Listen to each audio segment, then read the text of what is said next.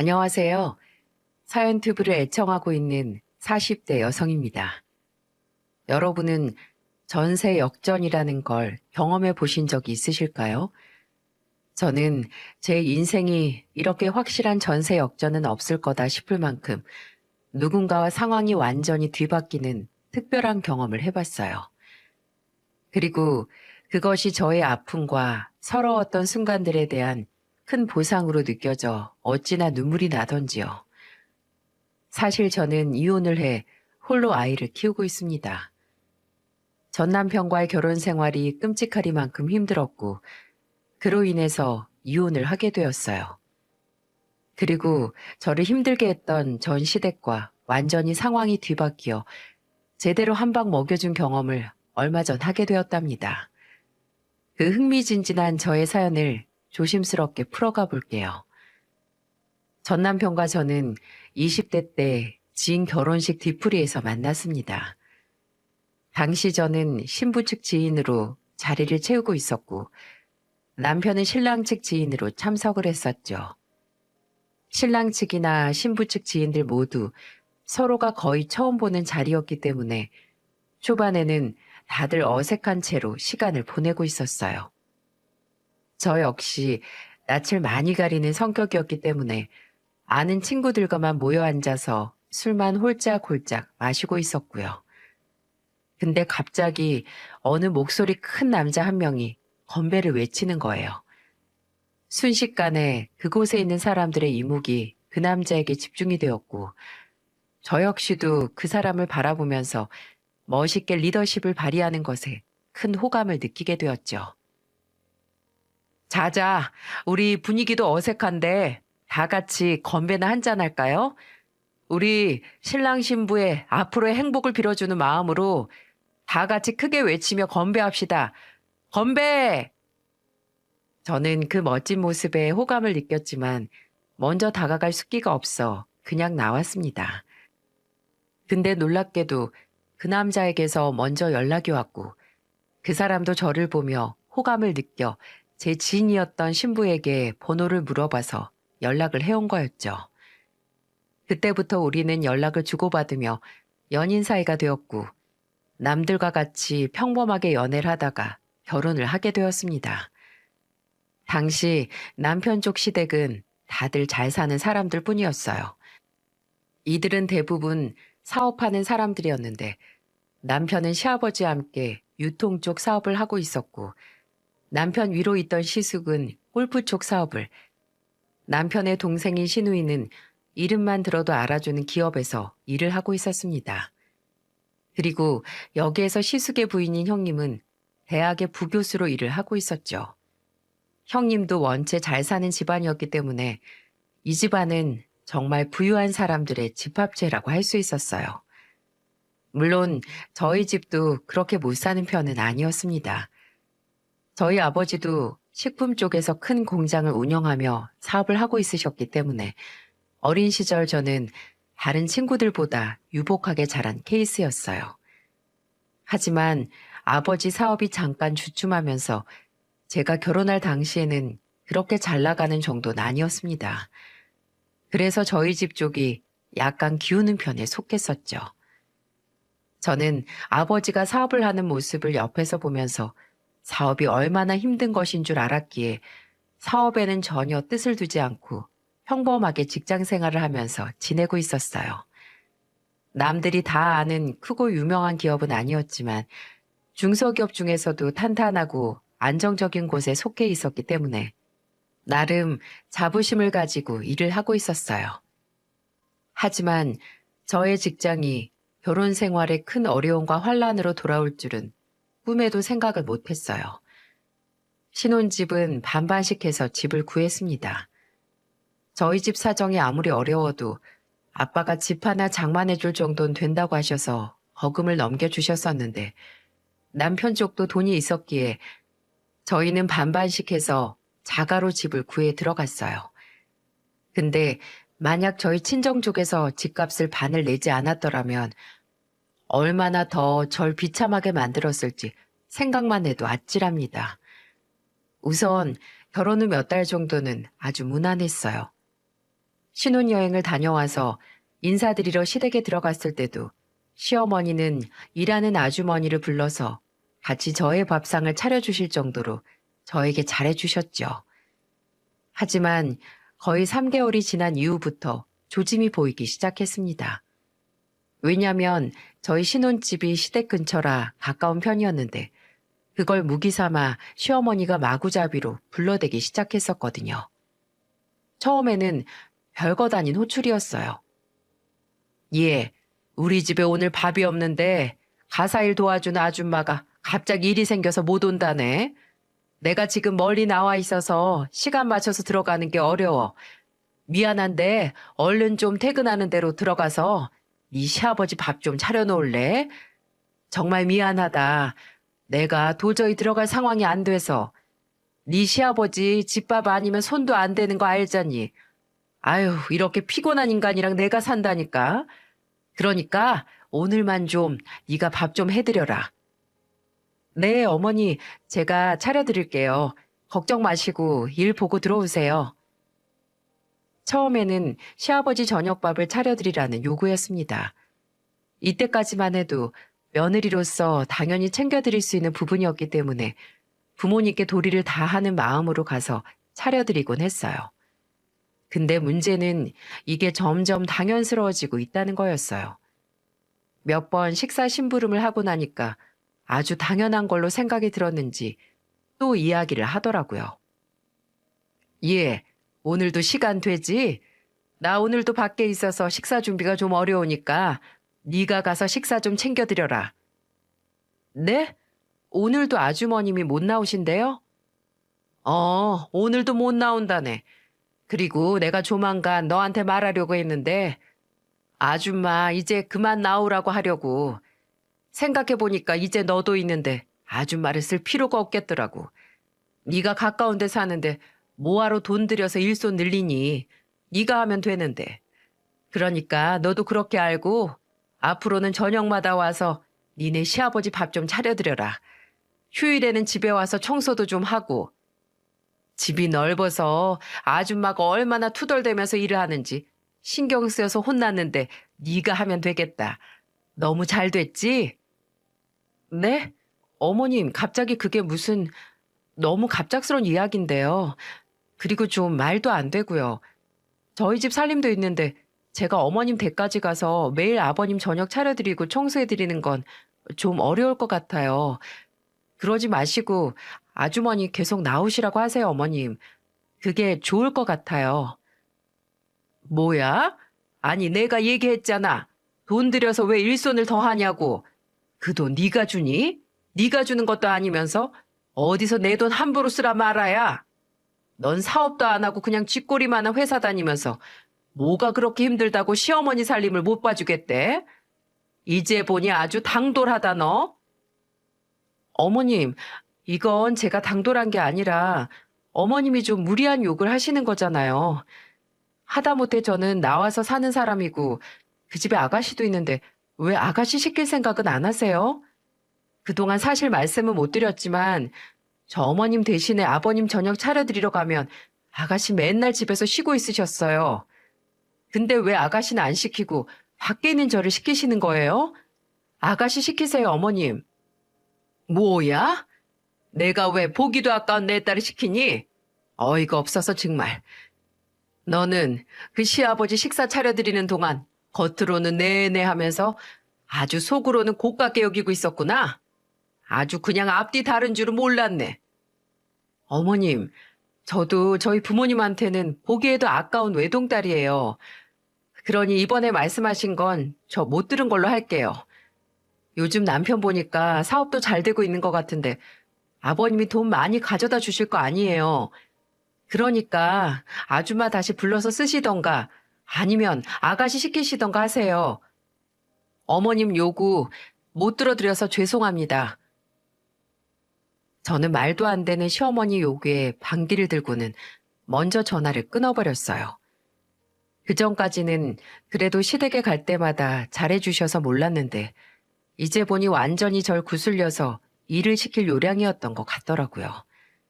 그래서 애초에 받아주면 안 되겠다 싶어서 좀 너무한가 싶을 만큼 단호하게 끊어내버렸습니다. 그 이후로는 시어머니가 마음이 많이 상했는지 한참을 연락하지 않으셨어요. 저도 내심 마음이 많이 상했기에 그 뒤로 시어머니 생신이 올 때까지 일절 연락을 안 드렸죠. 그 이후로 몇 달의 시간이 흐르고 시어머니 생신이 왔습니다. 이때는 저도 어느 정도 마음이 풀렸었기 때문에 어머님께 다시 화해를 요청하고 잘 지내고 싶은 마음에 선물을 좋은 것으로 준비를 했어요. 시어머니는 보석에 관심이 많았었기 때문에 저는 진주 목걸이 세트를 준비를 해서 시어머니 생신 파티에 갔습니다. 그날은 시숙 부부와 저희 부부, 시누이까지 빠짐없이 다 모여서 자리를 가졌어요. 형님은 결혼식 때 빼고는 결혼 전으로 거의 처음 보는 거나 다름없어서 약간 긴장하고 있었습니다. 시어머니와의 관계도 껄끄러운데 새로운 사람까지 대하려니까 긴장이 안 될 수가 없더라고요. 그리고 그 새로운 인연이 저에게 시어머니보다도 더 큰 적으로 다가올 줄은 생각도 하지 못했었네요. 저는 형님과의 대립이 기다리고 있을 건 전혀 예상도 못한 채 어머님 생일상을 차려드리기 위해 일찍 시댁으로 넘어갔어요. 아니나 다를까 시어머니는 여전히 삐진 채로 있었습니다. 어머니, 저 왔어요. 잘 지내셨어요?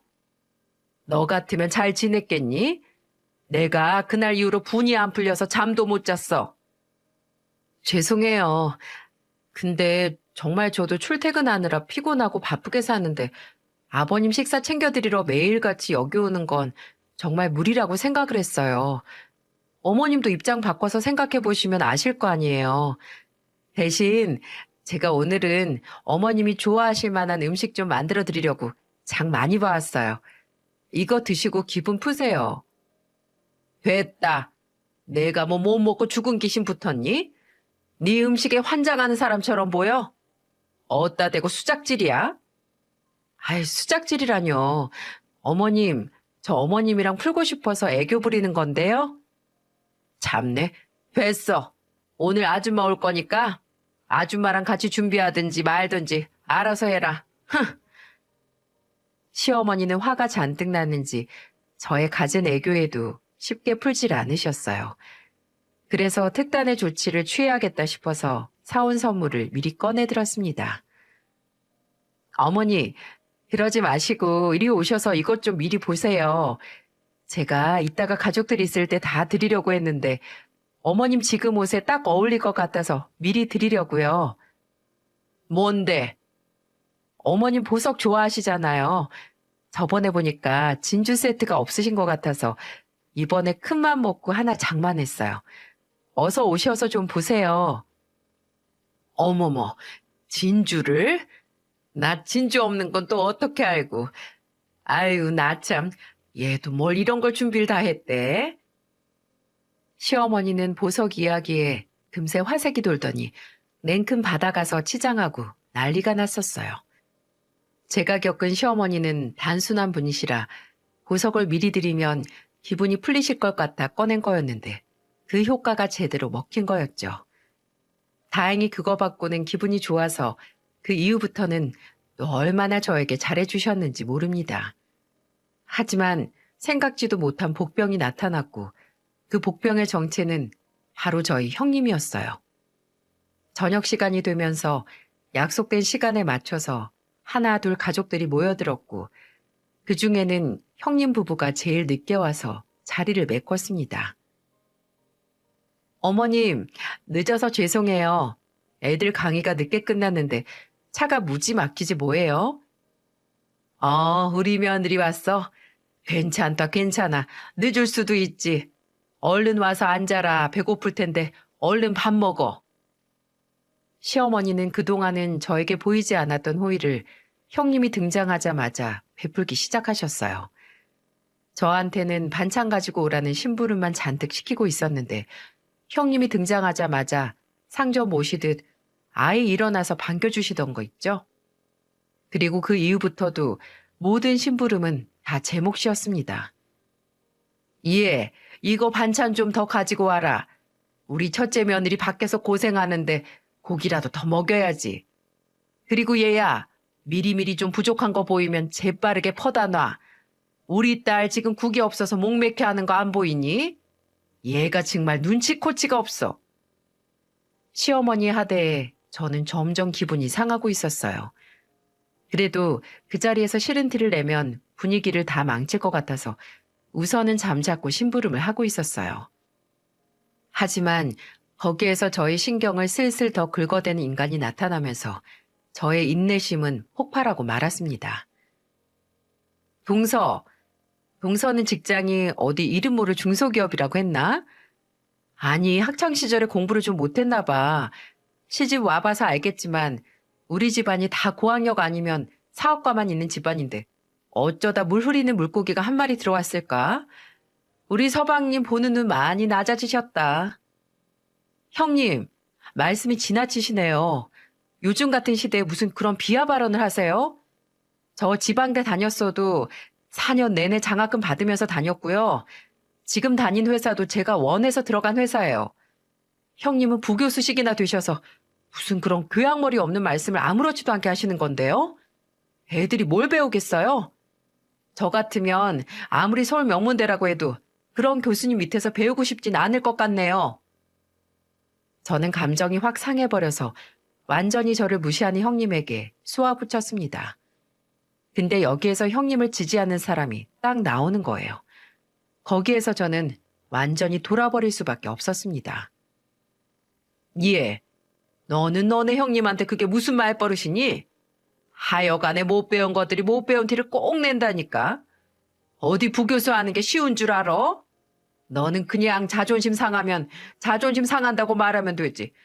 뭘 그렇게 고깝게 듣고는 하늘 같은 형님한테 대들긴. 아주 그냥 나한테 대들 때부터 싹수를 알아봤어야 했는데. 저는 그 이야기를 듣고는 완전히 돌아버리는 줄 알았어요. 그래서 이때는 참지 않고 그날 하루 쌓여있던 것을 다 말해버렸죠. 어머니, 진짜 보자 하니까 너무하시네요. 제가 오늘 어머님 생신이기도 해서 비유 맞춰드리느라 이거 해라 저거 해라 종로를 시키시는 거 다 받아줬더니 정말로 제가 종으로 보이시는 거예요? 정말 너무하시네요. 다 큰 시누이 손이 없어요. 발이 없어요. 자기가 밥 다 퍼다 먹을 수 있고 국이 없으면 가서 지가 원하는 만큼 퍼서 먹으면 되는 거지. 왜 그걸 제가 다 해줘야 하는 건데요? 그리고 형님도 똑같은 며느리예요. 근데 형님은 부교수라 우쭈쭈 하면서 대접해 주는 건 도대체 어디에서 나온 교양인가요? 저 정말 살면서 이런 하대는 처음 받아봐요. 저의 상한 기분을 다 토하고 나니 속이 다 시원하더군요. 하지만 이 집안은 정말 뼛속까지 개념이 없는 듯 했습니다. 제가 그렇게 얘기했는데 어떤 반응이 나왔는지 아세요? 아마 들으시면 어이가 없어서 뒤로 넘어가실 거예요. 시댁의 반응은 이러했습니다. 어이가 없다. 어머님, 진짜 물고기 하나가 들어와서 물 흐린다고 하잖아요. 기가 차네요. 어디서 저런 못 배워 먹은 게 들어와서. 동서, 자격지심 있는 건 다 알겠는데 이 집에서 가장 뭣도 없는 게 동서야. 알아? 그럼 알아서 기어야지. 뭐가 그렇게 자존심이 세서 목에 핏대를 세워? 그러게요. 아휴, 우리 오빠 불쌍하다 불쌍해. 어디서 이런 여우 같은 언니한테 걸려가지고는. 시누이 반찬 가져다 주는 게 그렇게 싫은가? 치사해서 안 먹고 말지. 흥! 나는 할 말이 없다. 어디 시애미 보기를 못같이 보고 저러는지 원. 아휴. 모두 저를 경멸하듯이 이야기하는 말투에 저는 마음이 무너지는 듯 했습니다. 진짜 해도 너무하시네요. 이렇게까지 사람을 바보 만들고 내려깔면 속이 시원하세요? 저는 서러움이 올라와서 울면서 이야기를 했어요. 그랬더니 옆에서 지켜보고 있던 남편과 시아버지가 사태의 심각성을 느꼈는지 바로 끼어들더라고요. 엄마, 형수, 다 그만하세요. 그리고 인영이 너도 그만 안 해? 왜 내 와이프한테 함부로 하는 건데? 내가 진짜 옆에서 괜히 나서면 내 와이프 더 갈굴까봐 참으려고 했는데 안 되겠어. 자꾸 이런 식으로 하면 나 다시는 내 와이프 데리고 여기 안 와요. 그래, 얼른 당신이랑 니들이 둘째한테 사과해라. 왜 그렇게들 텃세를 부려? 당장 사과해. 안 그럼 상 다 엎어버리기 전에. 일찍부터 와서 상 차리고 잠자코 시어머니 말 잘 듣고 있는 애한테 그게 무슨 경우야? 저희 남편과 시아버지의 호통에 저를 갈구던 세 명은 위세가 완전히 꺾여서 저를 보고 있었어요. 셋 다 민망한 얼굴로 있는데 저는 그 사과를 꼭 받아야겠더라고요. 그래서 사과를 할 때까지 가만히 있었습니다. 아, 얼른 못해? 기다리다 못한 시아버지 호통에 그 셋은 얼른 저에게 사과를 해왔어요. 미안하다, 아가. 내가 생각이 좀 짧았네. 생일상 차려주는 것도 쉬운 일이 아닌데, 고마워.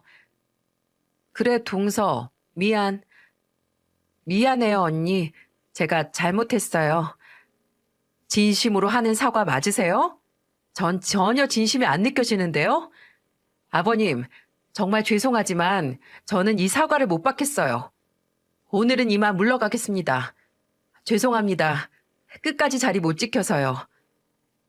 그래, 네 맘 이해한다. 얼른 가봐. 뒷정리는 이 세 사람이 다 할 거다.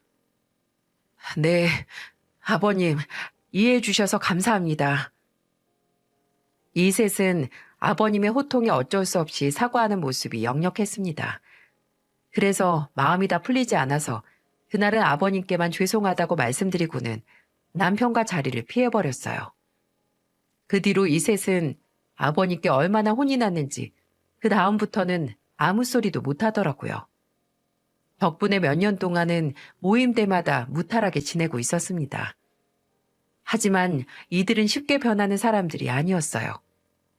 어느 순간부터 또 명절 때마다 모이면 형님은 야금야금 일에서 빠지기 시작했고 아가씨는 처음부터 아예 일에는 손을 안 댔기 때문에 또 어느 순간 보니 저 혼자 명절 일을 다 하고 있더라고요. 그래서 아가씨는 그렇다 치고 형님한테 먼저 이야기를 했습니다. 형님, 애들 가르치느라 피곤한 건 알겠는데요. 명절에 그래도 좀 일찍 오셔서 어머님이랑 저 일하는 거 같이 거들어 주시면 안 될까요? 일 많은데 둘이 하기에는 좀 힘들어서요. 뭐? 얘 또 당돌한 거 나오네. 아니, 명절에 언제 오든 그건 내 마음이지. 그걸 왜 동서가 이래라 저래라 하는 거야? 그리고 내가 그동안 계속 느낀 건데 그깟 음식들이야 그냥 사서 먹으면 되는 거지. 왜 그렇게 못해 먹어서 안달이야? 내가 돈 줄 테니까 그걸로 사서 써. 나는 더 일 못하겠으니까. 네? 형님, 말씀이 지나치세요. 아버님이 사서 먹는 거 별로 안 좋아하시니까 어머님도 힘들어도 꼭 집에서 다 하시는 거잖아요. 아시는 분이 왜 그렇게 말씀을 하세요? 그러니까 고리타분한 집안 때문에 나도 미치겠다고. 아휴, 몰라. 됐고, 난 절대 일 못하니까 네가 알아서 다 하라고.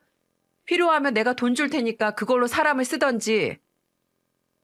이전에도 알았지만 이렇게까지 개차반인 줄은 몰랐던 형님은 끝내 저한테 일을 못하겠다고 말을 하고는 주방을 나가버리셨어요.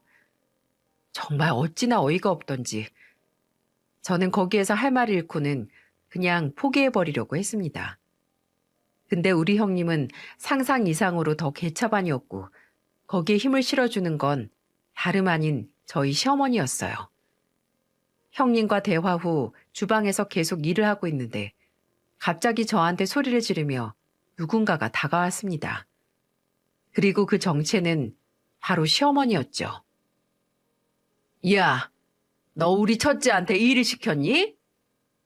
네? 그게 무슨 말씀이세요, 어머니? 아니, 얘가 지금 나한테 와서 말하는데 네가 얘한테 명절 때마다 일찍 와서 일 거들라고 했다면서? 제정신이냐? 그게 못할 말인가요? 저는 어머님이 일찍부터 부르셔서 명절에 제일 먼저 와서 일도 없는데 형님은 왜 그러면 안 되는 거예요?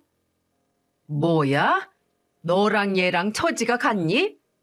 얘는 대학교에서 애들 가르치는 것도 힘든 앤데 네가 뭔데 일찍 오라 마라 하는 거냐고?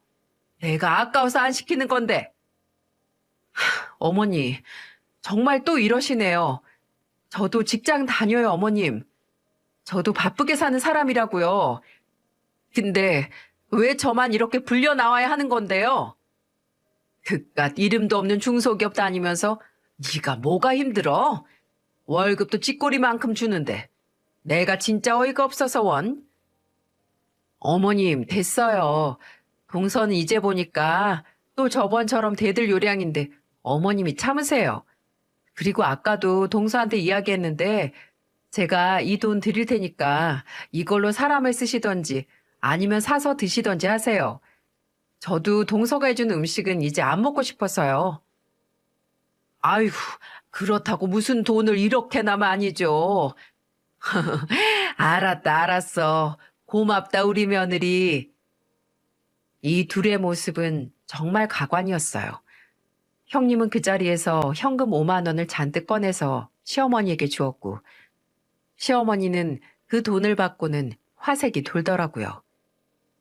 저한테는 꼭 명절 전에 전화 와서는 시아버지가 먹는 음식은 꼭 집에서 만들어줘야 한다며 일찍 오라고 당부를 하던 사람이, 저는 또 그 자리에서 서러움이 북받쳐 흐르더라고요. 하지만 이번에는 머리를 쓰기로 했습니다. 말로 이들을 이겨먹을 게 아니라 머리를 써서 제대로 한 방 먹여줘야겠다는 생각을 했죠. 그래서 이날은 저도 조용히 넘어갔습니다. 그리고 그 다음 명절을 기다리고 있었어요. 수개월이 지나고 그 다음 명절이 왔어요. 그날도 어김없이 시어머니는 저한테 전날 밤부터 전화해서 일찍 오라고 성하였습니다. 그래서 저는 알겠다고 하고는 끊었어요. 그리고 그 다음날 제가 과연 일찍 갔을까요? 아니요. 저는 그 명절은 아예 시댁 쪽은 쳐다도 안 봤습니다. 그럼 어떻게 할게요? 저 대신에 도우미 아줌마를 보내버렸답니다. 역시나 아침 대바람부터 전화가 불이 나게 오길래 받아줬어요. 화가 잔뜩 난 저희 시어머니 전화였죠. 야, 너 미쳤어? 어디다 지금 도우미 아줌마를 보내? 당장 안 와? 왜요? 도우미 아줌마 보내는 게 뭐 어때서요? 지난번에 형님이 어머니께 돈 드리면서 도우미 아줌마 얘기하실 때는 좋아라 하셨잖아요. 전 드릴 돈은 없고 도우미 아주머님 불러드릴 수 있어서 저 대신 보냈어요. 누가 일하든 집밥만 만들면 되는 거잖아요. 생각해보니까 그게 더 낫겠더라고요. 그리고 이따가 음식 몇 개 배달 갈 거예요, 어머님. 형님이 음식 사 먹자고 하는 것도 좋다고 분명 하셨잖아요.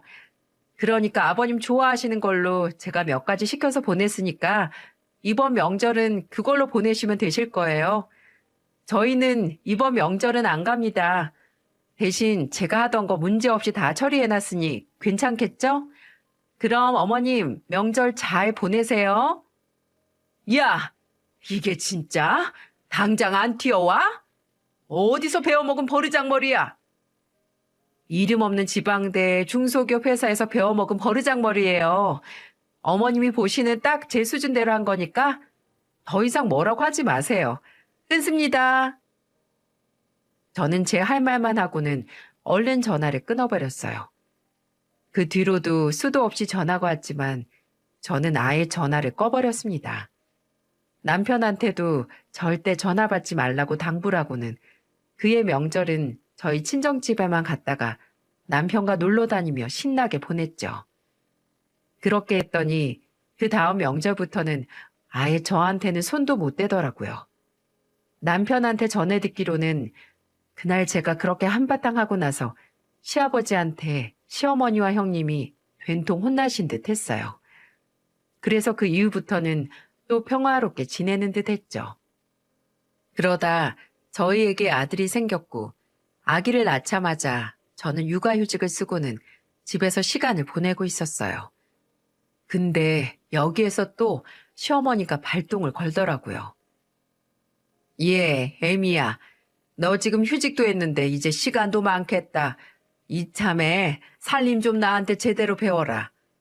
내가 너한테 그동안 말은 안 했는데 못 배워 먹어서 그런 건지 왜 그렇게 살림을 못해? 아주 그냥 명절 때마다 음식도 맛대가리 없이 만드는 거 내가 참고 다 먹어줬었는데 오늘부터는 살림 좀 배우자. 네? 갑자기 그게 무슨 말씀이세요?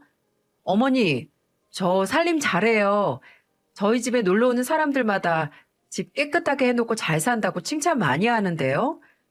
그리고 아버님이 제 음식 좋아하시는 거 어머님이 더 잘 아시잖아요. 근데 갑자기 그게 무슨 말씀이세요? 아니, 너는 좀 이 시애미가 그렇다라고 하면 그런 줄 알아라. 왜 그렇게 꼬치꼬치 못 따져서 안달이야? 요즘 애들 개념 없다고 하지만 어쩌다 우리 집안에 이런 애가 들어와서는 다 필요 없고 오늘부터는 살림 좀 배워. 내가 벼르고 벼르다 이야기하는 거니까. 시어머니는 또 이상한 억지로 저에게 일을 시키려고 하고 있으셨어요. 본인이 더 이상 살림을 하고 싶지 않아서 저한테 떠넘기라는 수작이 그대로 다 보였기 때문에 저는 이번에도 제대로 한 방을 먹여서 다신 저한테 일을 시키지 못하도록 하려고 머리를 쓰기 시작했어요. 이름하야 시댁 정신 차리게 해주기 프로젝트를 시작하기로 한 거였죠. 저는 그날부터 시어머니 말에 고분고분 말을 듣기 시작했어요. 시어머니가 당장 시댁으로 와서 밥 차리라고 하면 밥 차리고 청소하라 그러면 청소하고 빨래하라고 하면 빨래를 했습니다. 하지만 고분고분하게 했을까요? 그럴 리가요. 이때는 시누이까지 합세해서 저한테도 기세등등하게 막대했기 때문에 이 둘을 제대로 참교육시켜주자 싶었습니다. 그래서 제대로 행동 개시를 했어요. 아우, 국이 왜 이렇게 짜? 소금을 들이부었어? 아우, 이게 무슨 맛이야 대체? 왜요, 아가씨? 아가씨 입맛에 딱 맞는 거 아니에요? 아가씨가 제가 음식하면 싱거워서 입에도 못 대겠다고 하도 난리를 피워대서 소금 좀 더 써봤는데 입에 안 맞으시나 보네요. 야, 너 지금 일부러 이런 거지? 이게 진짜? 당장 다시 끓여와. 제가 왜요? 전 아무래도 어머님이랑 아가씨 입맛은 절대 못 맞출 것 같네요. 그냥 두 분이서 알아서 해 드세요. 저는 그냥 음식 못한 인간으로 살고 포기할래요. 저는 아무래도 개조가 안 될 것 같아요. 그러니까 두 분이서 입맛에 맞게 그냥 해서 드세요. 전 포기할래요. 제 말에 어이가 없는지 이 둘은 아무 말도 못하고 있었어요. 하지만 그걸로 끝낼 제가 아니었죠. 시누이와 시어머니는 저에게 일을 시키는데 본인 속옷까지 손빨래하라며 시켜댔어요. 그래서 그것도 저는 가만히 있지 않았습니다. 야, 너 이리 와봐. 이게 옷이, 이게 뭐냐? 어? 왜 흰 옷이 다 얼룩져 있어? 그리고 이 속옷들은 다 뭐고? 왜 죄다 늘어나 있냔 말이야? 어머, 그래요? 제가 또 하도 살림을 못해서 실수했나 보네요. 어머님이랑 아가씨가 빨래통에 넣은 그대로 세탁기에 넣어서 빨래한 것뿐인데, 위험됐나 보네요. 어떡해요? 거기 아가씨 명품 옷도 있는 거 아니에요? 어쩌나? 그건 멀쩡한가 모르겠네. 저는 아무렇지도 않게 대답을 했어요. 그때 자신의 명품 옷에 이염이 된 것을 발견한 시누이가 악다구니를 지르던 거 있죠? 이게 진짜 얼마짜린데 이거 딱 한 번 입은 건데 언니 내가 이건 세탁소 맡기라고 했잖아요. 이거 어떻게 할 거예요? 물어내. 당장 물어내라고. 내가 그걸 왜 물어내요? 아가씨는 손이 없어요? 발이 없어요? 세탁은 본인이 맡기면 되지. 왜 그 중요한 걸 저한테 맡겨요? 그래 놓고 빨래통에 아무렇지도 않게 처박아 놓은 게 누군데? 저는 잘못이 없어서 못 물어내니까 그냥 멋이라고 생각하고 입고 다니세요. 저는 한껏 야구르게 말을 하고는 아무렇지도 않은 듯 행동했습니다. 근데 거기에서 갑자기 누군가에 의해 제 뒤통수가 확 당겨지는 거예요. 알고 보니 제 분에 못 이긴 시누이가 제 머리채를 잡아 뜯은 거였죠. 저는 거기에서 지지 않고 같이 머리채를 잡아 뜯어버렸어요. 그랬더니 이제는 시어머니까지 합세해서는 저를 공격하더라고요. 저는 지지 않고 그들의 머리채를 같이 잡고는 확 내팽개 쳐버렸고 완전히 나가 떨어진 그 사람들에게 선언해버렸습니다. 이 고쳐 쓸 수도 없는 쓰레기 같은 것들아. 내가 다시는 니들하고 상종하나 봐라. 다시는 이 집에 발들일 생각 없으니까 위자료나 톡톡히 준비해놔. 저는 이 말만 하고는 시댁을 나와버렸습니다. 다른 건 다 참는다고 해도 폭력을 쓰는 건 도저히 참을 수가 없었어요. 그리고 언제까지 이렇게 시월드에 시달려 하는 건지 끔찍하기도 해서 아예 이혼을 결심해버렸습니다. 그리고 그 길로 남편에게 이혼을 통보했고 그 다음에는 완전히 연락을 끊은 뒤 이혼 서류만 보냈어요. 남편은 한참 저한테 매달렸지만 더는 이 시댁과는 상종하고 싶지가 않아서 매정하게 끊어냈습니다. 솔직히 점점 남편도 애정이 식었는지 한 번씩 시댁 이야기를 하면 제 편을 들어주는 게 아니라 시댁 편을 들었었거든요. 그러면서 하는 소리가 좀 작작하라는 얘기까지 나왔었기 때문에 저는 더 이상 이 집안의 아내로 며느리로 있어야 할 필요성을 느끼지 못했어요. 이혼 후에는 이들과 양육권 싸움까지 갈 뻔했는데 무슨 일인지 아이를 바로 포기를 하겠다고 하는 거 있죠. 저는 내심 다행이라고 생각하면서도 이 사람들은 우리 애조차도 자기네 집 식구로 생각하고 있는 게 아니었구나 싶어서 서러운 마음이 들기도 했습니다.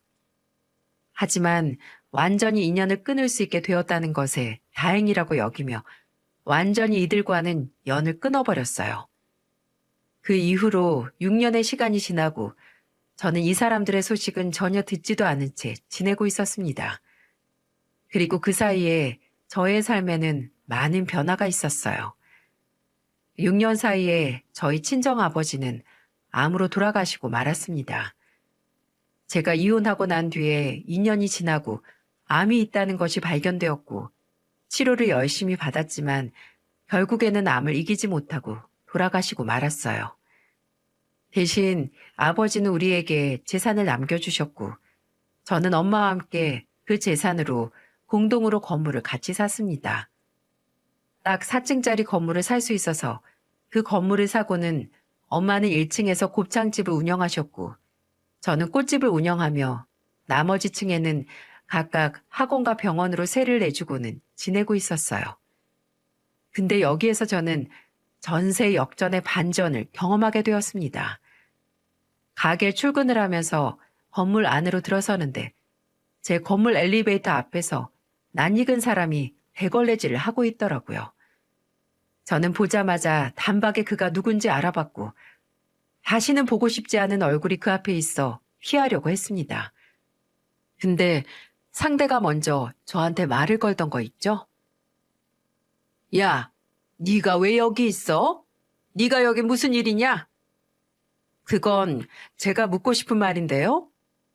아줌마는 왜 여기 계세요? 뭐야? 아줌마? 왜요? 아줌마 맞잖아요. 남보다도 못한 사이에 그럼 뭐라고 불리길 바라셨어요? 에휴, 너는 여전히 싹수가 노랗구나. 네, 아줌마는 여전히 귀양머리가 없으시고요. 근데 여기는 어쩐 일이시냐니까요? 여기는 왜 계시는 거예요? 이게 정말 끝까지? 보면 모르냐? 청소하고 있잖아. 아니, 좋은 집에서 사시던 분이 왜 여기서 일을 하시냐고요. 아주 그냥 곱게 사시는 사모님께서. 그건 네가 알아서 뭐하게. 당장 꺼져. 꼴도 보기 싫으니까. 저는 당당하게 저한테 꺼지라고 하는 시어머니가 어이가 없었습니다. 그래서 그 자리에서 피하고 건물 관리로 거래를 하고 있던 청소 용역업체에 이야기를 해서 당장 잘라버릴 생각이었어요. 근데 뒤에서 같이 청소하시던 분과 속닥거리는 게 느껴지더니 벼랑 간절을 다시 붙잡더라고요. 이모, 왜 그래? 저 여자 여기 건물주야. 아는 사이 같은데 왜 그렇게 함부로 해? 뭐라고? 여기 건물주? 잠깐만. 사실이야? 네가 여기 건물주라는 게? 알아서 뭐 하시게요? 어머나 세상에. 아가, 나랑 얘기 좀 하자. 제발 시간 좀 내줘. 어? 꼭 할 말이 있어서 그래. 우리 손주는 잘 있지? 저는 갑자기 태세를 전환하며 저한테 애원하는 전 시어머니의 모습을 보고 있자니 기가 찼습니다. 하지만 도대체 멀쩡한 사업가 남편 둔 사모님이 왜 이런 곳에서 청소를 하고 있는 건지 들어보고 싶어 우선은 자리를 같이 했어요. 근처 카페로 데리고 가 들어보니 시어머니는 본인 불쌍한 걸 제대로 어필하기 위해 구구절절 다 이야기를 해줬습니다. 들어보니 그동안 저와는 완전히 다른 방향으로 상황이 바뀌었더라고요. 너 그렇게 집 나가고 나서 갑자기 코로나가 터지는 바람에 네 남편이랑 우리 애 아빠가 같이 하던 사업이 완전히 망해버렸어. 그래서 어떻게든 살려보겠다고 담보로 집이랑 땅 놓고 대출받았는데 그것까지 다 넘어가 버리고 지금은 이렇게 회생이 불가해서 네 남편도 시아버지도 다 겨우 남의 회사로 들어가서 일하면서 벌어먹고 살고 있다. 빚이 어마어마해서 지금 나까지 일 안 하면 우리 집안을 살릴 수가 없어. 근데도 니네 시숙이랑 형님은 아예 나 몰라라 하더라. 그놈의 새끼한테 내가 얼마나 잘했는데 니네 형님이 연락도 받지 말라고 시킨 것 같더라고. 내가 진작에 알아봤어야 했는데 니네 시누이는 결혼 한 번 했었는데 이혼했어. 우리 집 망하고 나서 그 명품 좋아하는 버릇을 못 고쳐서 남편한테 들러붙었다가 이혼당한 거지. 에휴, 근데 너라도 이렇게 잘 돼서 얼마나 다행이니. 얼마나 다행이야. 아가, 그러지 말고 우리 집 좀 구제해다오. 어? 내가 이렇게 빌게. 나 우리 손주도 너무 보고 싶다. 진짜 뻔뻔하게 짝이 없네요. 이제 와서. 됐고요. 나 다시는 그쪽 집이랑 엮이고 싶지 않으니까 당장 일 그만두고 나가세요. 안 그럼 제가 용역업체 불러다가 아줌마 잘라버릴 거니까. 나한테 어떻게 했는지 알면 절대 그런 소리 못하지. 그리고 뻔뻔하게 상호 씨 저랑 이혼하고 3개월도 안 돼서 결혼한 거 제가 모를 줄 아셨어요? 아, 상호. 아니, 그게 있잖니. 결혼은 했는데 이혼했어. 그 여자가 알고 보니 사기꾼이었더라고. 우리 상호한테 이것저것 사정 이야기하면서 돈 다 빼먹고는 다음날 바로 도망갔어. 외국으로 튀었는지 지금 경찰이 찾고 있긴 한데 찾기가 어렵다고 하더라. 혼인신고도 안 했어. 정말이야. 우리 상호도 너 많이 보고 싶어해. 많이 미안해하고 그리워한다고. 됐네요. 저는 더는 그쪽 집안이랑 엮이고 싶지 않아요. 그러니까 당장 나가세요. 그리고 저는 교양머리 없이 청소나고 다닌 시어머니 밑에서 지내고 싶진 않네요. 그렇게 저 무시하시더니 어머니 보세요. 지금 꼴이 어떻게 되셨나. 이제는 제가 급이 안 맞아서 어머니 못 받아주니까 그렇게 아시고 다신 이 근처에 얼씬도 하지 마세요. 저는 기가 차서 그 자리를 박차고 나와버렸어요. 제가 이혼한 뒤에 뒤풀이에서 우리 둘을 맺어주었던 지인이 우리의 이혼 사실을 알게 되었고 3개월 뒤에 결혼했다는 얘기까지 다 전해주었기 때문에 저는 모든 사실을 다 알고 있었어요. 그런데도 뻔뻔하게 다시 합치란 얘기를 하는 시어머니가 어이가 없었습니다. 그래서 그동안 무시당한 서론까지 다 복수해버리고는 저를 붙들고 매달리려는 시모를 매몰차게 외면해버리고 나와버렸어요. 그 뒤로는 전 남편까지 저를 찾아와서 매달리더라고요. 여보, 내가 미안해. 내가 생각이 많이 짧았어. 당신이 우리 엄마한테 시달리는 거 내가 누구보다도 더 잘 알았었는데 정말 미안해. 그러니까 우리 다시 합치자. 어? 내가 우리 아기한테도 더 잘할게. 됐어. 널 뭘 믿고? 모자가 뻔뻔한 것도 어쩜 그렇게 닮았니? 당장 우리 건물에서 안 나가면 경찰 부를 거니까 그렇게 알아. 그리고 다신 찾아오지 마. 저의 다리를 붙잡고 매달리는 그를 저는 더는 받아주지 않았어요. 그런데도 그 뒤로도 한참 동안을 스토커처럼 쫓아다니길래 저는 경찰에 신고를 해서는 접근 금지까지 때려버렸어요. 그러고 나니 잠잠하더라고요. 참 사람 인생이라는 게 정말 모르는 일인 것 같네요. 역전승이라는 걸 제가 경험하게 될 줄은 꿈에도 몰랐습니다. 하늘이 무너져도 솟아날 구멍은 있다고 저는 정말 이혼하고 아이랑 둘이 살 길이 막막했는데 아버지 재산을 통해서 인생이 역전되고 또 그걸 통해서 통쾌하게 시어머니에게 복수할 수 있는 기회를 얻을 수 있었어요. 여러분, 정말 제가 살아보니 정말 잘 살아야 하는 것 같아요. 여러분도 지금 곁에 있는 사람들에게 서로가 미움을 사는 사람이 아닌 행복과 기쁨을 주는 존재가 되시길 바라면서 이만 글을 줄여볼게요. 저의 긴 사연을 같이 들어주셔서 정말 감사합니다.